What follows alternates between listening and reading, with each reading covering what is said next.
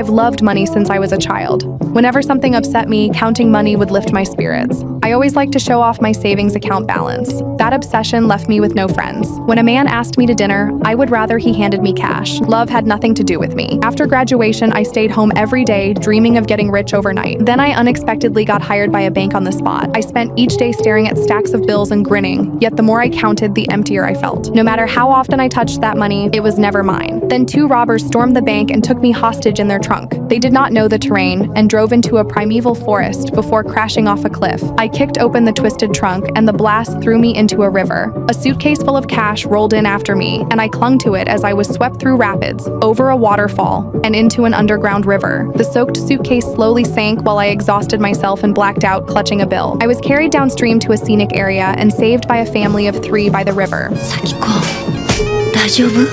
防災効くかな？バカね。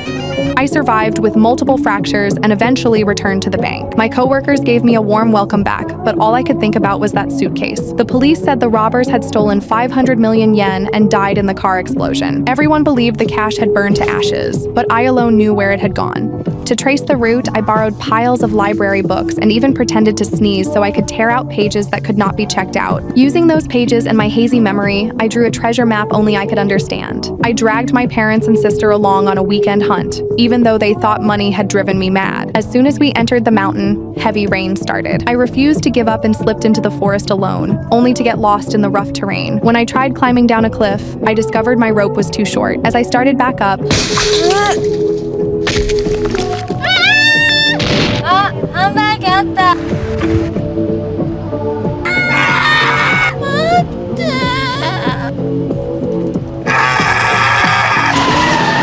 my mother fainted when she saw me, and my father was furious. After that failed search, I sank into despair and spent my days staring at the map. Then, an adventure show on TV mentioned a geology professor surveying the same primeval forest where the 500 million suitcase had sunk. My hope flared up again, and I immediately packed my bags and boarded a train to the geology university. This time, I was determined to succeed.